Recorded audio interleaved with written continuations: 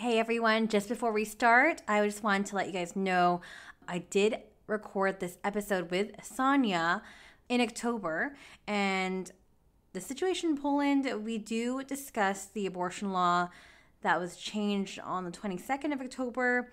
Just wanted to say, and Sonia wanted to clarify, the law wasn't published yet by the Constitutional Tribunal, and the news in Poland that was just announced last week, so in December now, with the government saying that they were pressing the Constitutional Tribunal to announce a new law. So we just didn't want to sound misleading, just because obviously we recorded this in the past. So just a little FYI when you are listening. Enjoy the episode.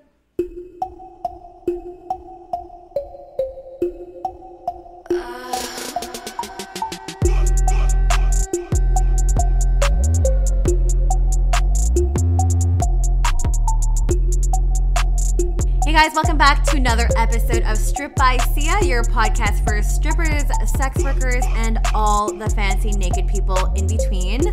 I am Steph Sia, aka Kimchi, your host.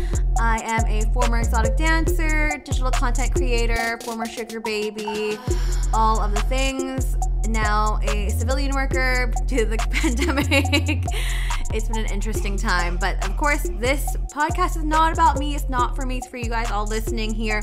So we have a really interesting guest joining us today all the way from Poland. So I'm recording, it's morning over here where I am. It's evening where she is. So Sonia joins us all the way from Poland. She was a dancer based in the UK, in London specifically. We are going to be talking about activism. We're talking about sex worker unions, sex worker rights and lack thereof, as well as the current climate situation in Poland when it comes to women's bodies, new abortion laws that are pretty much outrageous, I want to say. We're going to get into it all. So, Sonia, are you there? Yeah, I'm here. Hello. Hey, it's great to be a part of your podcast. I must say that I've been admiring your work and I've been following the podcast since last year. And actually, that was the first podcast I discovered when I could hear some interesting conversations with pro-doms. So, yay! Nice to be part of it now. This is so excellent. And thank you so much for the kind words. I really, really do appreciate that.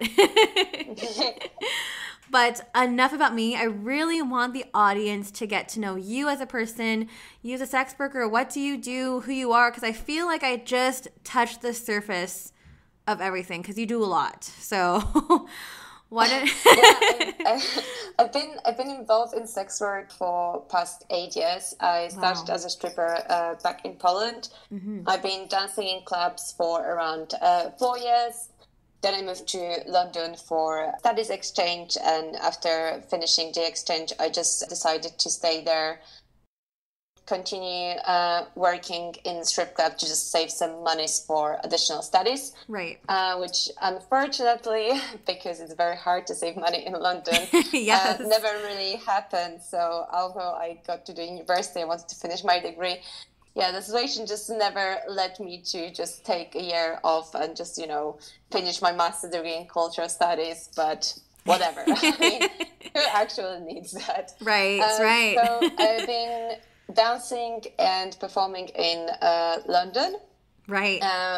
Recently, that is March this year, I moved back to Poland due to pandemic, and yes. I was lucky enough to get a job, like an office job. So that's something a bit different, but I'm doing a bit of domination on the side just to get like extra income. But yes. It's like soft kind of like sessions, nothing like too much of a sadist. That's okay. So that's in a like very like general approach to work. I've been also involved in activism. Yes. And since 2016, when there were first restriction of the abortion law in Poland, I was involved with a Polish group called Dziewuchy. Okay, what does that mean? And so dziewucha is like a Polish kind of like folk term for strong girl. Okay.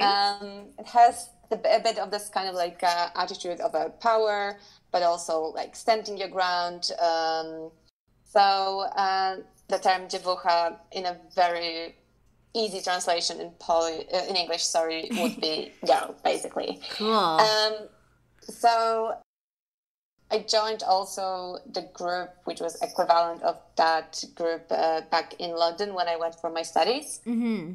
And been active with those groups when we were assisting any protests which were relevant to the situations that were happening in Poland in regards to the politics, Right. again, restrictions, the abortion law, free courts, and everything that was going on basically since the right-wing government won the elections and just started to making our country seriously Catholic and very closed and all of the bad. Yeah, so, gosh, not a good We've combination. been working with loads of different people and organizations, and then literally in 2017 or late 2016, I discovered in London East London Strippers Collective, which was collective based for strippers only. Yes. And it was like a game changer for me because I just couldn't imagine that something like this could exist. I mean, collective of strippers that was going towards the people to educate them, hosting some live events. Also for fun, I mean, that was like education joined together with some entertainment. So there were like live drawing, extra themed parties when dancers were performing and people could tip the strippers and also get to know them. Right. And also just meet them outside the work. So that was really cool. They also done a lot of work in terms of activism, cooperating with organizations like Women's Strike or Amnesty International. Wow. So that was the first time when I got involved in activism in regards to sex workers. Yeah. Wow. And then literally a year later in 2018, there was a union formed sex workers only. Yes. And that was from the branch of United Voices of the World. Yes. It was a coalition work of campaign Decriminal, which is for full decriminalization of the sex work. Right. Postdoc Project, and also Women's Assembly that organizes Women's Strike in UK. Cool. And also East London Strippers Collective and other groups like Swarm, so sex workers advocacy rights group. And also we were working at some point with English Strippers Collective of the Prostitutes.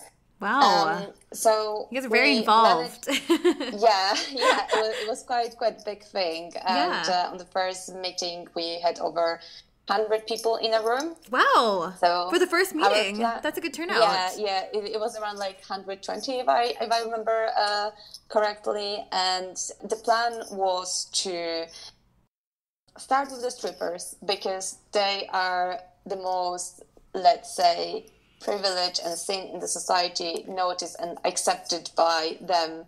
By the society as per work they do. Right. Like their job is the least stigmatized in comparison with full body work or other services which have less of the room to talk about because they're just like literally not accepted. Yeah. Or there is serious danger about talking about things because it's related to the law that just could restrict your speech? Could at some point this is the one when we need to probably cut it because I'm just losing my tongue. No, that's okay. It's okay.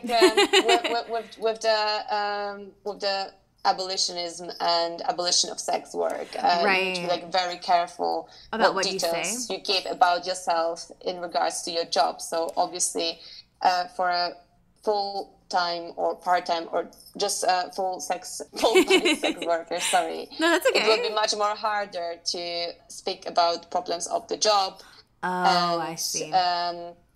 All of the problems in regards to the industry right. done for a stripper who is already let's say, recognized in the society. Her job is not that stigmatized. Right. And there's different levels. Much more and most importantly, her job is legalized, because Right. it's just a self-independent job. I mean, Or contracting. as a self-independent contractor or self-employment. Right. So that's totally different situation when you're like working, for example, in a brothel, right? Right. Yeah. But what we aimed to do with the union was to give the voice to the strippers first and start the revolution with them, so it can bring more room for other sex workers. I see. And okay. we can fight for the workers' rights in other industries as well. Okay. So our that's just the start of it. Main focus, No, that's okay. focus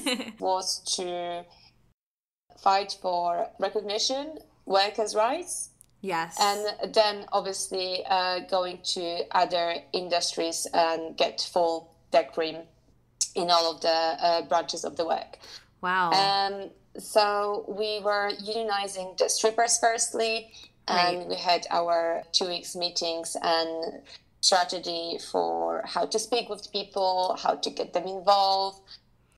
We appeared on the strike against Stan Foster in 2018 in front of the British Parliament in London.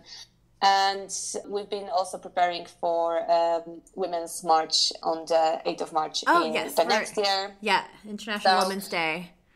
We also hold some, social events like parties when we could raise some funds for sex workers, or also for people from different branches, like, for example, the cleaners. So it was once a joint party in 2018 we did with the union, when one workers were supported others. Mm-hmm. And this time we also could fuse our different kind of cultures in terms of working cultures and, perspective of work, where we do something completely different, but on the other hand, we face same problems as unfair working conditions. Right. And here is the whole thing with stripping and sex working, but I'm gonna focus on stripping now because this is what my case in employment tribunal was focused on. Right. Well, let's start back with your history in terms of how you got started with dancing, and then we'll slowly make our way over to your win with the employment tribunal. How about that? I want people to get to know you as well. Oh, right. Okay. Yeah. How did you get started? Oh, yeah. Okay. Sorry. No, that's okay. That was kind of a really quick jump, because kind of activism was something I'm even involved in now. Oh no, I can tell. Practice. Yeah. You are so passionate about it. I can tell how fired up you are about it, and I'm just so amazed at how involved you are. And we need more people like you. But I also want to know your background too and how that relates, and then we can kind of go into it. So let's start from History 101 with Sonia. How you started. Okay. So I've been always passionate about dancing, and when I was a little girl, as most of the people you hosted here would say, when I was little, I had those dreams and wanted to be either a prima ballerina or an actress. None of this got fulfilled, but I've been attending various dancing classes since I was a child, basically, and had loads of different interests in disco dances, Latin dances, some hip hop and dance hall. Awesome. And then how I become a stripper? Well, yes. I'm not sure if I would think about it myself. But it was quite random that when I moved to Krakow for my studies, I just met a guy who was inviting people to the clubs. Okay. And I told him that I was, interested in dancing, that I've been currently looking for a job, but I was working as a waitress in a restaurant. And he was why wouldn't you try going to the strip club? And I was because, I'm not going to get naked for money. Yeah. But you could at least try. And so I did. And I like it. Yeah, it's fun. I like the fact that I had my own stage. I had my own show. Yes. And, I'm the person that is very talkative, sociable, but I also like getting the attention. So being on stage didn't bother me at all. In fact, like it gave me like extra excitement. Oh, good. Excitement, sorry. Yeah. So, although I did feel like I wasn't like 100%, confident with, taking my brow of being like, yeah, here are my boobs. Look at them, everyone. They're like awesome or something like that. Yeah. Not at all. But because I saw that everyone was like doing it, like, it was this job, Yeah. I was like, there's like nothing wrong with it. I'm not ashamed of it because this is my own body, and I'm just gonna like use my body to earn money now, and Yeah. why not? Why that would be like not okay until I'm alright with it, like doing it. That's fine. So that's kind of like reflection I had in my head when I was like 19 years old, because that's when I started. Okay. Yeah, I feel like I was quite, I would say, mature and aware of stuff when, I decided to do this job. Because I stayed in this club for like a week. Then I had a break because I went for holidays with my family. Okay. And then I decided after a few months that I would get back to this business. Yep. Although I kind of even didn't need any additional money because I had a scholarship and that was enough to cover my bills and, have some money for other stuff. But I wanted to be independent. I wanted to have an additional income. Yes. The only thing was like I wasn't sure about how it would go in terms of my anonymity. Krakow is quite a small city. And this is where I started. I was, studying at the university, which is Pilar. So I was like, people will recognize my face, my tattoos. Yeah. So I just decided to choose one of the clubs which was completely outside of the city center, like so far away that you would need to take like bus and go like for about like, I don't know, 45 minutes. Oh my God. God. Quite a lot in Krakow. Well, smart though, smart. Not want to be identified, so... But then I moved to the city center and I was working on the main market square after a year because I was like, I kind of like don't care. Good for you. I never had a situation when somebody did recognize me. But once I managed to work with a girl who had the same teacher as I did at my uni. So we were laughing that we were probably seeing each other at some classes, and later we actually had the same lectures together. Oh, so, did you? Yeah. Small world. And then I moved to London. Right. And I kind of had to work as a stripper because I didn't have any perspective to find a job with, bachelor degree in cultural studies and no previous job experience, right? Apart from some music and film festivals when I was an assistant. So, that's really nothing.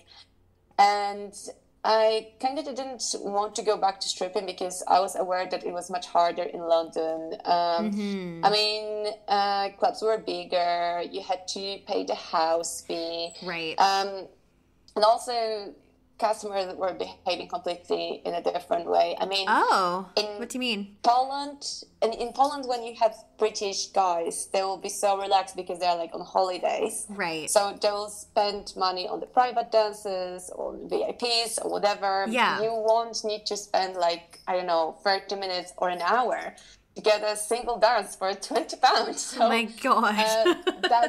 that's terrible. And there are people like this in London that they just come to the pub regularly. They will pay £1 to a jar to see a stage show, and that will be it. Oh my God. Sometimes they will just get the dance, and you will need to waste your time because, for example, there'll be two little people and you will need that £20 in your pocket to pay the house fee, for example. Right. Oh my God. So I think British people are quite they can be quite hard. I mean, they're not that willing to spend their money. They're in their like own country. They tend to be a bit reserved and cold.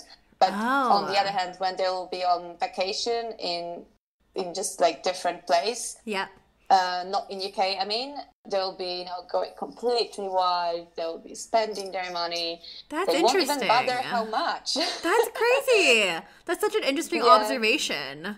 Yeah, I think it's Bizarre. just like, the class conflict. Like they feel kind of like restrained in their own country, in their like own culture. Right. But yeah, exactly. But then when they're like going for vacation, they're like completely, loose and free. It's a different story. To do whatever they wish. Can I ask you a quick question? Yeah. Like in terms of sex work and stripping in Poland versus the UK, is it completely different? Because I had I had a guest on before who's a dancer in the UK years ago. She said you don't get topless on stage, and it was a bit different as opposed to, say, here in Canada, you're expected to get fully nude. Is that something that's the same in Poland, or how does that differ? So it depends on the city, club, to be honest. Because, for example, when I was dancing, it was only topless on stage. But, for example, in Warsaw, in the capital, you have to go fully nude. And there is no such thing like one zloty collection or anything before you're gonna present yourself on the stage. We used to have a daily salary. Okay. So back when I was dancing, we had, 10 zloty per hour. So 50 zloty, which is nothing like in dollars in UK, but whatever, it doesn't matter. Mm-hmm. There was a salary back in days when I was dancing 4 years ago. Yeah. Now it changed and you don't receive anything. And basically the rules are, in terms of provisions and prices, also went up within the years. So I remember when I was dancing back in Poland, a private dance was 100 and it was 50-50. So half for the club, half for yourself. For you. Oh my gosh. Yeah. Now the price is 240 or 200, and for example your provision from this is 30%. 30%? So that is a joke. Yeah. Oh my gosh. The situation in Poland got really tightened up in regards to the club because of the government? Two different factors. So one thing is the government that forbade to advertise the clubs in the streets. So no news, no leaflets, no signs or whatever. And that was since 2015 when they won first election. Right. And then another thing is we have a bunch of club which is our national mafia. Okay. I don't want to give a name because all the Polish people that they will listen to this podcast will know what I'm talking about. Okay. And basically, if you Google yourself, Polish strip clubs, mafia, you will have their name. Basically, they started to taking the industry in the lead back in, I think it was 2012, 13. Oh, wow. And starting the networking with the club and setting new rules in terms of people working in the club, mainly women. So actually only women. As per dancers, right. Setting up different prices and provisions and just the whole working model. And later they've been they've been doing horrible things to the customers, getting them completely drunk or stuff on drugs and making them sign some documents so they were taking a loan from the club themselves. What? Seriously. Holy crap. Clearing their credit accounts and accounts wasn't enough in terms of what they're doing. They've been going completely cruel. How do you even do that? And the worst thing, the way they've been doing it, at some point when the court was trying to look it up and to judge them, it was they were doing it quite legally because they were presenting serious documents of getting a loan from them to the customer, and the customers was giving their signature. Oh my God. Of course, God. Customer was completely not aware what he was doing. No, of course not. That's Hustler style. Oh my God. Double prices for the dances and for the drinks. That's not enough. So, oh my God. It's been crazy. And, police was running checkups on those places with the dogs and finding people completely high and being unaware of what's going on. Customers were celebrities, politicians, whatever. But they've never managed to change these clubs and close them down.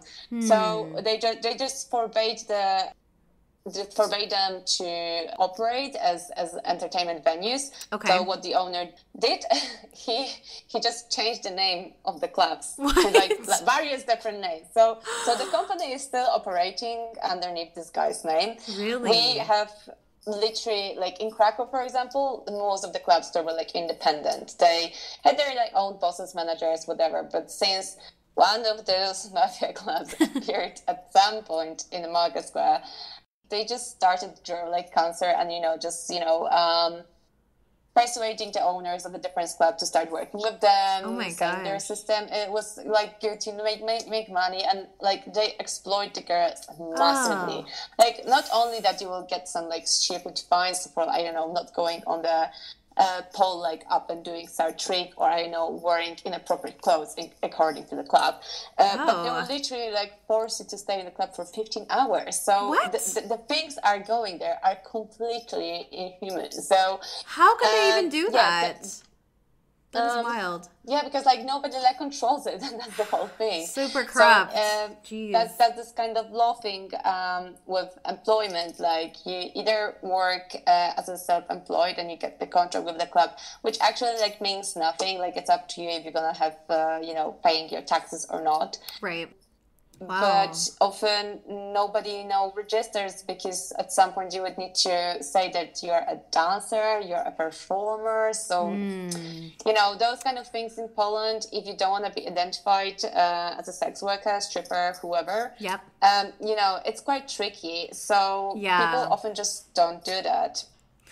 So that was a long anecdote about politics and situation of strip clubs in Poland. Yeah. Well, you're the first dancer from Poland to speak on the show, so I really this is super in depth, and I really do appreciate all the information you're giving us. I'm glad now. So the situation in general is just fucked. Yeah, it's completely fucked.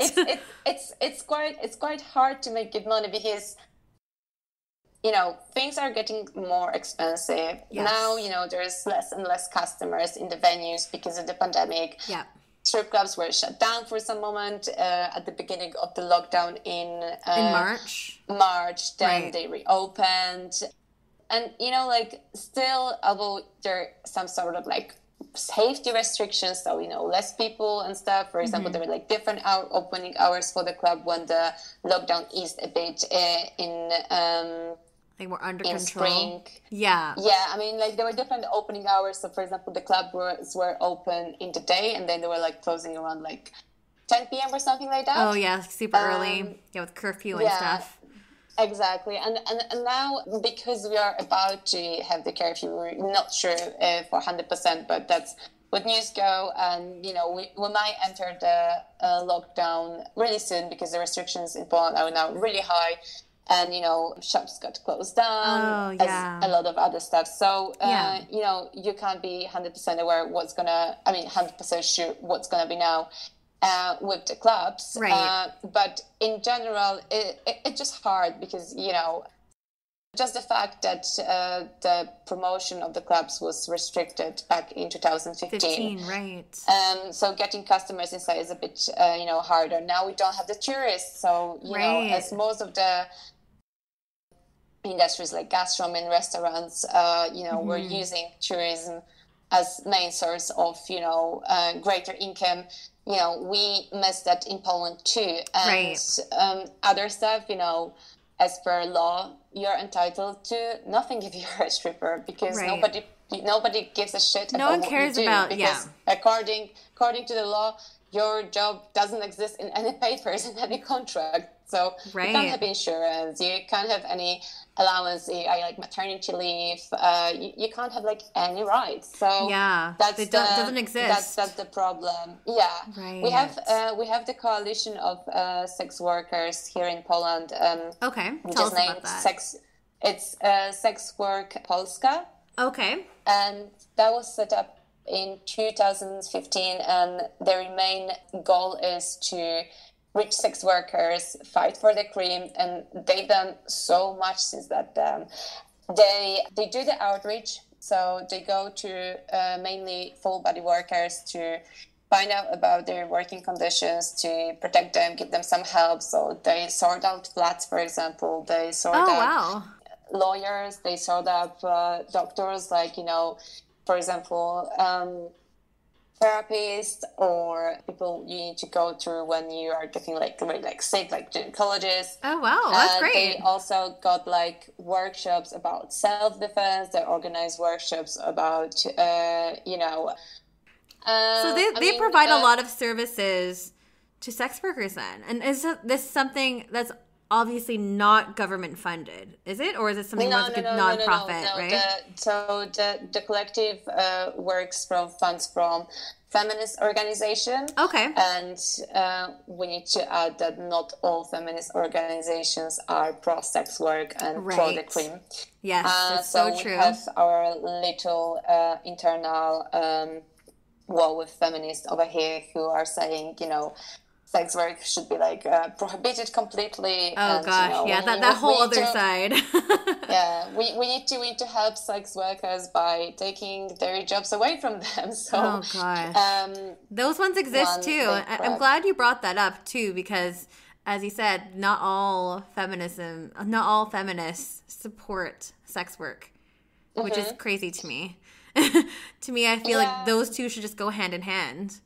But I think people who have never experienced a job or had no friends or literally don't know any people in it, and have this false image that this is only about trafficking, this is only about going to this work because it's some sort of marginalized job that everyone can do because it's so easy and it costs you nothing, and only people who have no studies come from lower socioeconomic status, all that stereotypical bullshit.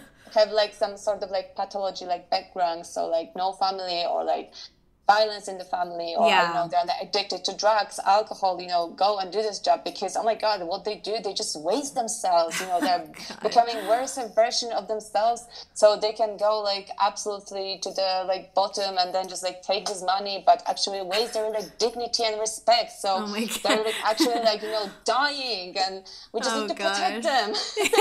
So that's the approach those some I would call it extraordinary. Because it's such an old school way of thinking. It's just not progressive at all. So, but wait, let's go back to you going back to London. So you're back in that storyline, and you didn't want to continue stripping, but you had to. Obviously, London's really expensive, first of all. And tell us about your time there. Sorry. No, it's okay. Tell us about your experience in London dancing there and how that led to your win with Sex Worker Union. Basically, when I decided that I will continue working and, focus myself on dancing, I also had my small little dream about pushing performing. Oh, okay. Making my own shows, which will be, pole dancing stuff, linked with some techno music, which I love. So I decided that apart from doing stripping, I would, try to push some energy into doing something I always dreamt of. And at the same time, when I was trying to concentrate on it, as I mentioned, East London Strippers Collective occurred to be one big game changer for me, and I find out wow, collective for strippers. So at one hand you could perform the one and have some fun and meet some people from the industry, but also actively work in the field to educate the society, to fight the stigma. And also at some point, I think that's the kind of most important things that happened to me in London when I had this comparison between working in Poland and there. It's I could finally be part of the community and be proud about what I do and, who I am. Right. And not thinking if somebody's following me on the street and seeing me I'm entering the club or recognize me at the university, damn, she's a stripper, and saying some disgraceful things. Because, we had the community over here in London. It wasn't, that much stigmatized as other sex work professions. And as I mentioned, this union with collective gave me like so much power, and Yay. I literally felt like super happy and super proud that, you know, we can do things together, we can go towards the people, teach them about setup, you know, open their like narrow-minded you know, attitudes and change their brains, but also, you know, feel, you know, very like powerful about ourselves and, you know, the whole community. Right. And later, you know, a year after I found the collective, the union appeared and it was built up by the whole organizations I listed. Right. And that's the turn when we focused we got this major focus on changing working conditions in the clubs. Yes. With the strippers. Can you tell us a little bit about what those conditions are like in London? Because I mean, it's pretty shitty here in Canada, but I want to hear about what it's like in the UK, especially London. Tell us about that. So, about the law, most of the dancers in UK will get the contract with their club that defines their job as a self-employment, or they will be told this is the self-independent form of contract. Right. And what the thing is, which is paradoxal in line with, and not in line with the self-employment definition in regards of the law, is that the contracts will tell you how many hours you need to work in a month or in a week, how many shifts you need to book within a week. Okay. How do you need to look like? What kind of heels or shoes wear? How your nails have to be done? How the hair needs to look like? Oh, wow. How many times during the shift you will need to change? Wow. What's the minimum amount of shifts you can do, or general which days you can work and which can't? Okay. You can't just leave the club the way you want. You need to book your holidays in advance. So there's a list of conditions you just need to fulfill to work in a club. Those are very specific. Very, very specific things. Yeah. For a contractor. Also, okay, interesting. And also, you can lose your job and you break one of those. So, really? That doesn't really go in hand with the definition of self-employment. Yeah, I was just going to say. Basically, you're your own boss. And, exactly. You make your own hours, you set your own terms, but those parameters are very specific. That does not sound like contract work. Exactly. Right. So here is the paradoxal thing. You're giving the contract which actually describes the condition of a worker. Mm-hmm. But at the same time, you are told you're a self-employee or independent contractor. Right. And you believe you're self-employed because you're told so on the contract, so you pay your taxes or not as a self-employed person. Right. And you also strongly believe, this is what it written. This is what it's written. This is what the system says. So this is how the situation looks like. And it's everywhere like this. Why to change it? And then a person who is a lawyer comes and say, well, hey, this is completely not true. This is completely bullshit. This is paradox. You've got rights like minimum wage, holiday leave, maternity leave. You've got the rights to unionize, and you've got the protection from the whistleblowing. You've got all of that because actually, in looking to this contract, you are a worker. Yeah, exactly. But you don't get those rights. But then the problem is some strippers don't believe it. They see that the information are just paradoxal towards what the worker status is defined and what the self-employment, but still they believe that the club system is right and what the bosses and managers says is correct, and we shouldn't disobey, misbehave, because we can be in trouble. Right. So I had friends who were trying to unionize strippers at work. I was trying to get some friends on board too, but I just didn't manage because girls were simply not interested. They were saying I don't believe the system can be changed. House fee is a normal thing. Like, it doesn't matter if something you need to pay it out of your pocket because you just didn't earn anything. But, it is what it is. And, from one thing, they were kind of like afraid, kind of just not interested. Okay. But they were also like very protective towards the managers. Why do you think that is? Because, they felt grateful they were working in a place which always full of, customers and stuff. So I think some of them, they just didn't want to get involved with the union because they wouldn't like to have any trouble. Right, yeah. That's a legitimate fear, don't want to get in any trouble, don't want to stir the pot, don't want to get fired. There could be a lot of factors why they didn't want to. Yeah. So I've been trying always to, talk about the union. I've been doing some online work in regards to it. I was, talking with people if I was, having some, random talks even at the parties and somebody occurred to be a sex worker. I was interested in the topic. And then in 2018, late November, I was fired from the club. Okay. So, is that because they found out that you're trying to get people together with you? Or is it for other reasons? I don't know. Probably I will never find out, to be honest. Big question mark.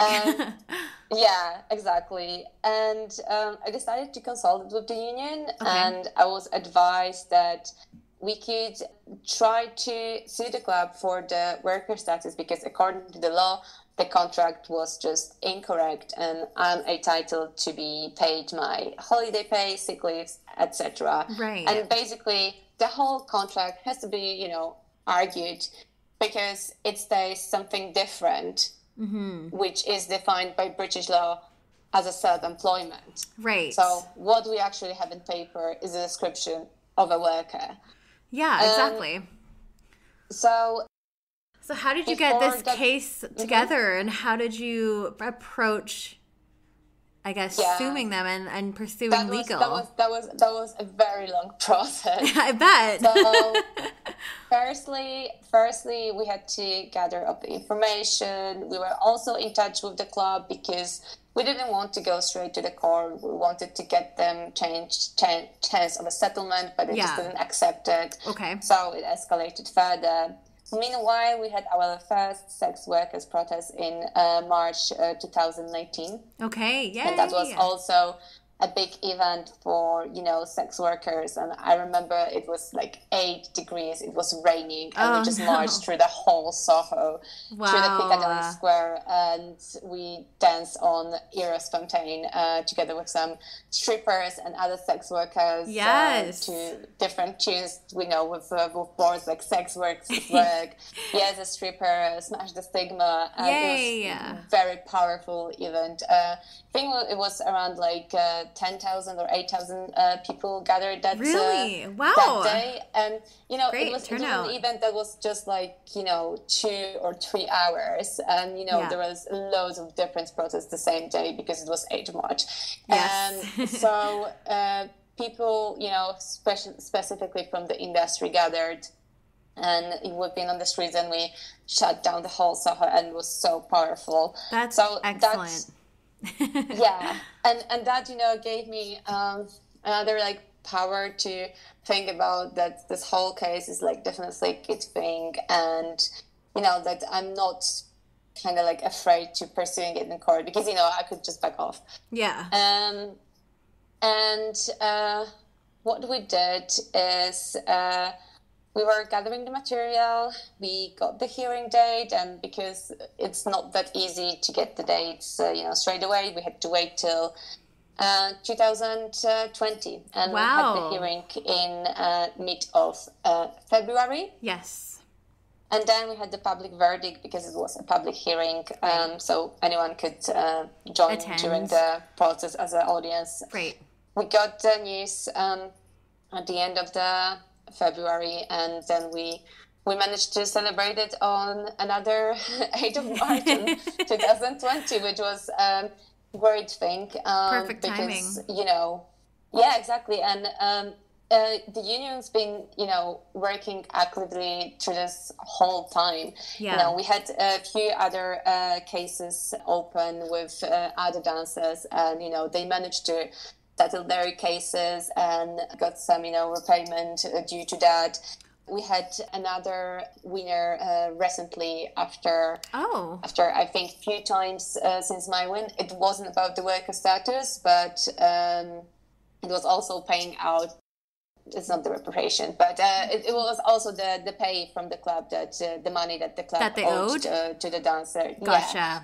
So wow, big wins overall. Yeah. The union is amazing.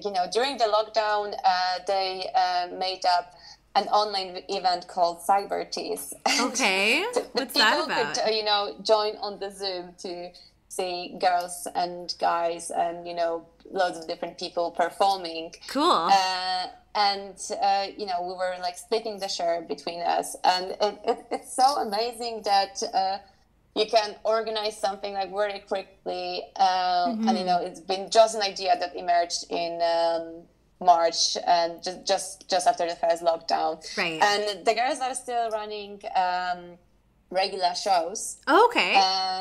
Yeah, so Cyber go Teas. check them out. Yeah, we'll plug that in the links at the very end of the show. I'm trying to keep note of all the things I need to kind of promote. Yeah, there's kind of like a lot of organizations I've already named. Totally. We're going to put links at the very end. They should be in the show notes if you guys are listening. Sure. Feel free to click on them.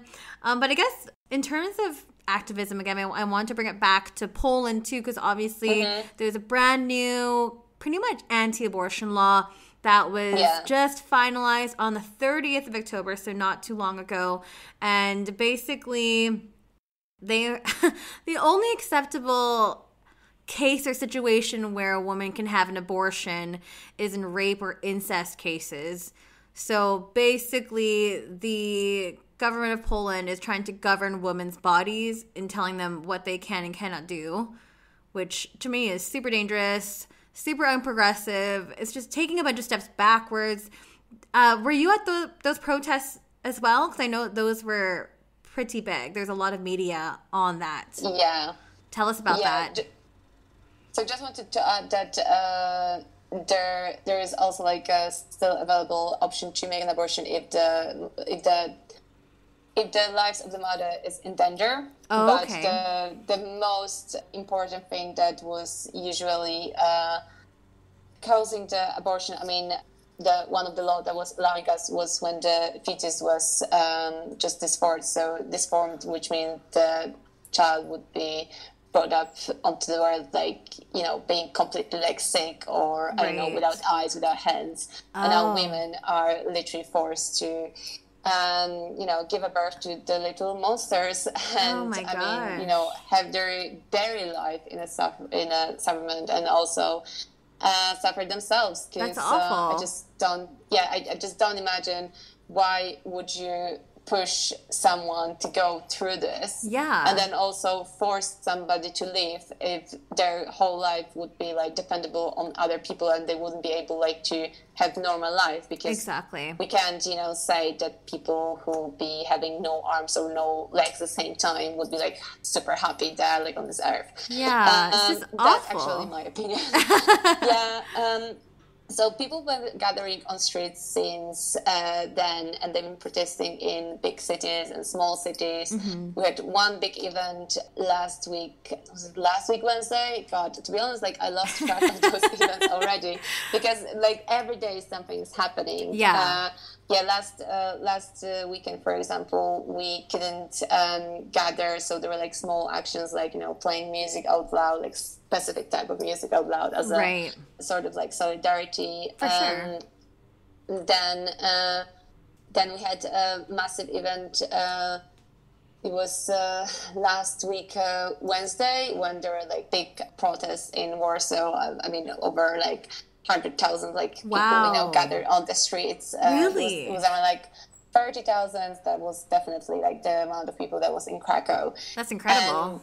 And people are shouting like fuck the government. Yeah, no kidding. Not fuck the government. Like, fuck the government, yes, but fuck law and justice. Fuck the clergy. get the fuck out, my body, my choice. For sure. There is a big thing about, protests and linking, not linking, but the thing that it literally makes the generation come together. So, people from younger generation, nowadays generation, but also like old people really? Are also, being supporting. So that's amazing. Being supportive, sorry. Yeah. So there is this power, but can't tell what's gonna be next, because what we see in the media now is that the government is trying to slow accepting the law by the parliament by accessing the lockdown now. So they think the protesters will just get tired and there will be like less and less people on the streets, and they won't be that much shouting, and they'll just resign. But I think from what we saw within the last few weeks, it's just it doesn't stop. And there is this big power about small cities and villages. Okay. When you see teenagers talking or shouting to the priests who are trying to make them believe that they're like sinning or something like that, because they're joining the protest. Really? There's also like big propaganda of politicians who believe and say in media that the spread of coronavirus is because of the activists and the women's strike. What? So they're making that claim? Oh my god, I mean, that's a new one. I haven't heard of that one yet. Propaganda in Polish media is something just normal since 2015, because basically all of the media are owned by the government, and you can only hear and see the news the way the government they want to present, how they want to shape it, make the people believe. Right. So for example, they give misleading information, or they'll also like hate. This is now we are like talking about abortion, but this goes also to the problems that the government makes with in regards to LGBT plus communities. Polish president calling them not humans. Oh my god! Saying they have no rights, or that. I didn't realize it was that bad. Stuff. I had no idea. I'm really sorry to hear that. We had massive protests in summer this year, because basically before we had the election, the president said that LGBT people are not people. Oh my god. So, this sort of idea that they're not normal, that they shouldn't be existing in the society. I don't know if you ever heard about LGBT free zones, but this is another thing that appeared last year and was completely supported by the government. Oh my god, I can't believe all of this. This is super corrupt. Polish Nazi, organizations are being supported and paid by the government to go into every, a march of the tolerance, or oh my gosh, LGBT parades. So they can just stay against those people and literally beat them up. Jesus. And my heart breaks when I'm saying that, because this is such a, it's not even medieval ages. No, I know, it's 2020, come on.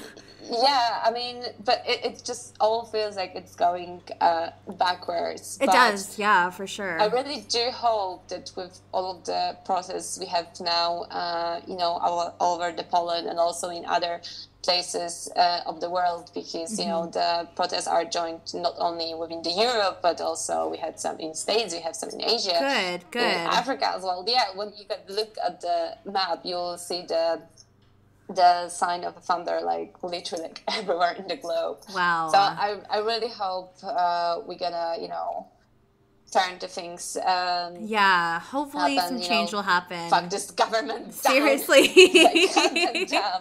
Because I literally hate them so much. I still don't understand people who are my age and see what this government been doing with Poland and are still pro right-wing parties. So yeah, well, I mean, this has been an incredible, eye-opening conversation.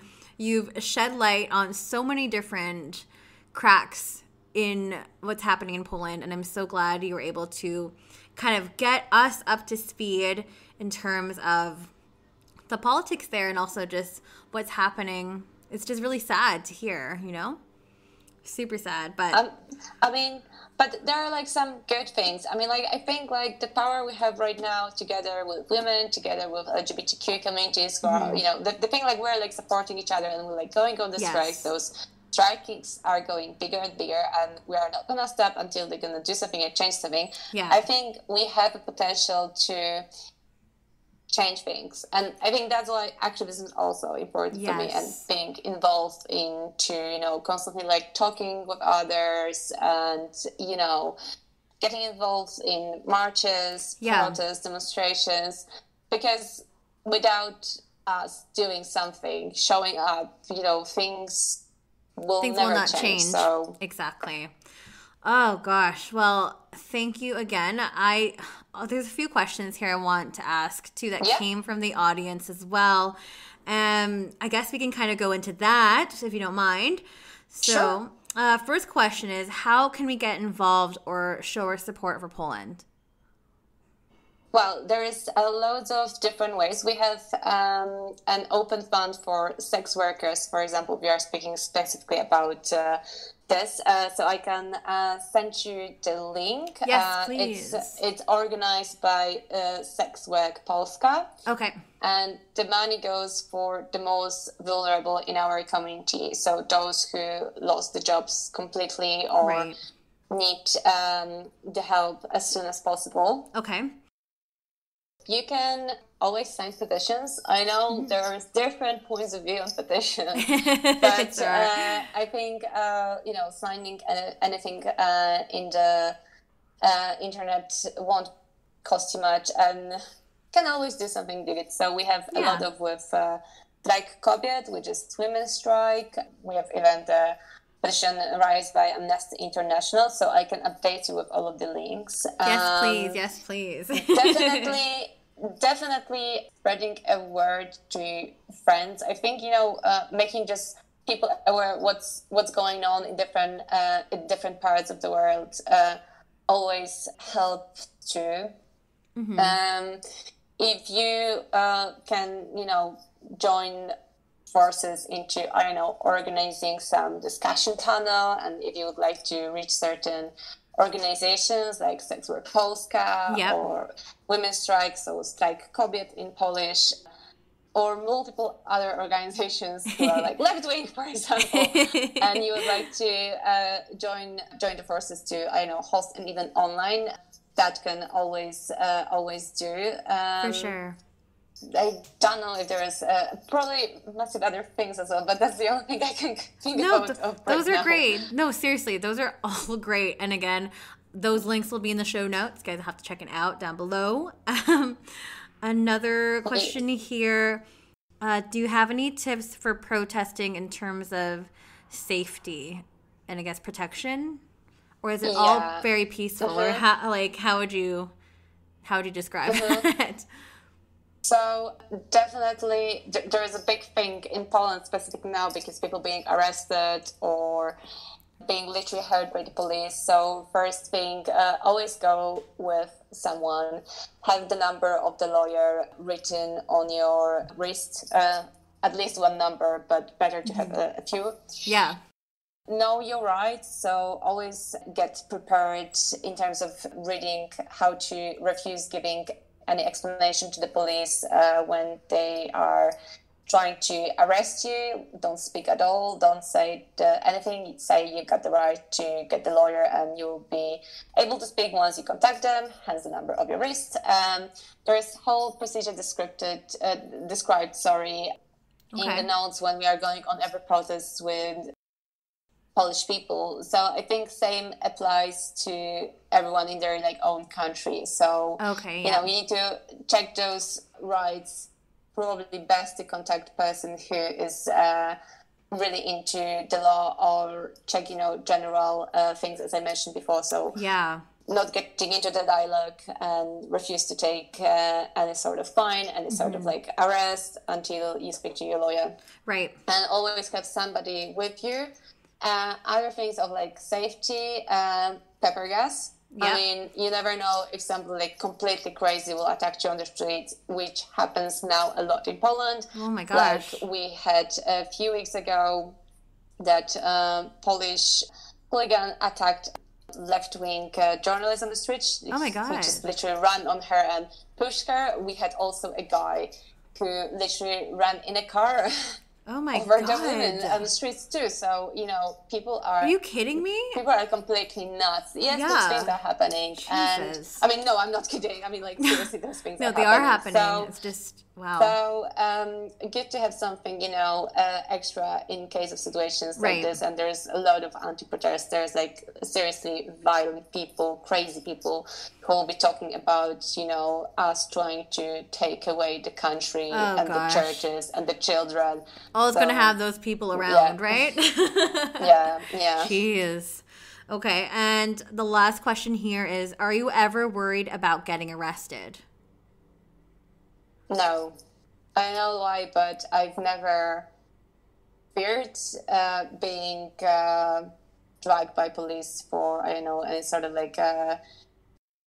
not interview, but investigation. Yeah. I don't know. I just literally go on the streets. I participate in like shouting and doing everything with other people, and I kind of like don't fear the consequences. In terms of police harassing me. And as I say, the descriptions of like getting knowing your rights. Yeah. First thing you need to remember when you go to those events.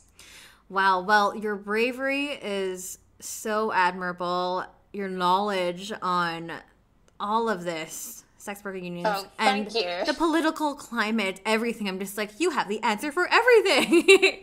It's amazing. I really don't feel like, but I'm happy to share some sort of useful information for you guys. Definitely. And I'm also following you. I'm following other sex workers. So I think we all learning from each other. So I'm happy I could help a bit here.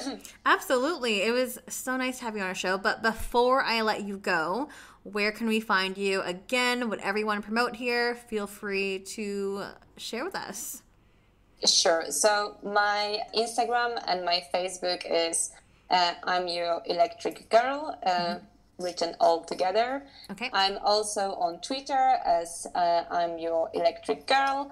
And I also have a separate website when I try to do a little bit of a promo with BDSM stuff, but it just started, so it's really little. Oh, so cool. that would be Twitter, Madame_Electric. Okay. Perfect. Yeah. Awesome. And I'll be sure to promote that as well. So be sure to give her a like and a follow over there. Thank you, babes. That wraps it up for today's episode. Thank you all for listening. It's Strip by Sia on Instagram, or Sia Steph is my personal. Stay tuned for next week. It's going to be another exciting guest onto the show. So yeah, keep on keeping on. Thanks again, Sonia, for joining us. Thank you. Take care and all the best to you guys. Thank you. Thank Bye-bye. you. Bye.